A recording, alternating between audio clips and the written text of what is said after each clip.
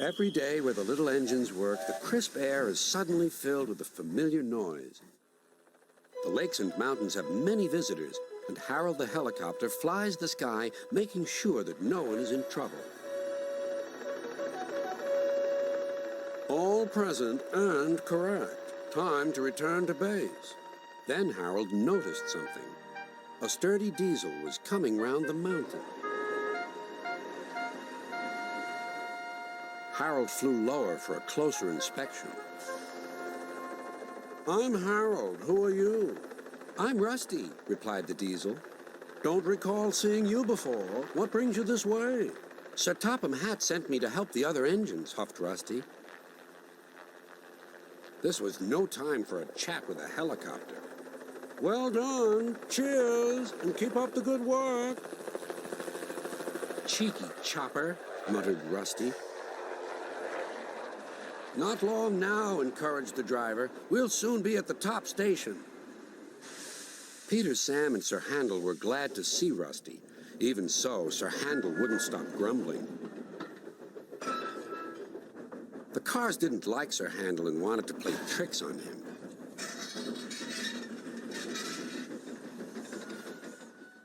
No one understands our feelings, sympathized Gordon. Now, if you were ill, you couldn't shunt cars. Could you? Good idea, replied Sir Handel. I'll try it. He did so next morning. I don't feel well, he groaned. There wasn't time to examine him, so some of his cars were coupled behind Peter Sam's coaches. Rusty promised to follow with the rest. Peter Sam didn't mind the extra work. He left his coaches at the station and trundled cheerfully on. Soon they reached the quarry where the cars were needed. Empty cars at the bottom of the slope are hitched to a cable. Loaded ones at the top are hitched to another. By their weight, loaded cars run down the steep slope, pulling the empty ones up.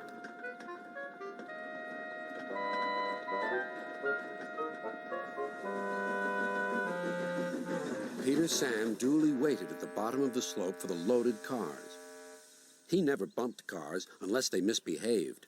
But the loaded cars couldn't see him properly. They thought he was Sir Handel. Their chance for trickery had come. Faster! Faster! They yelled. No, no, wailed the empty cars. It's Peter Sam! But it was no use. Hurrah! Hurrah! Roared the cars. Peter Sam shut his eyes.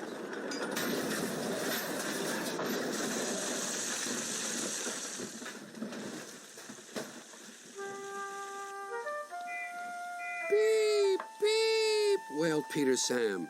Rusty was working nearby and came to help clear up the mess. Bust my buffers, exclaimed Rusty. Never mind, Peter Sam. We'll get you out. Peter Sam felt battered. His funnel was cracked and his boiler dented. Thank you, Rusty, he sighed and limped slowly home. I'm sorry about your accident, said Sir Handel. I always stand well back. Cars don't like me. Why didn't you warn me? I didn't think. You never do. You can start thinking now while you're doing Peter Sam's work as well as your own. That'll teach you to pretend you're ill. Sir Handel did start thinking about Gordon. When the wreckage was cleared away, Rusty set off along the line.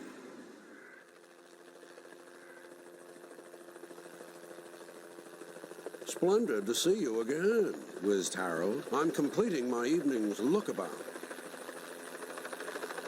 Well done.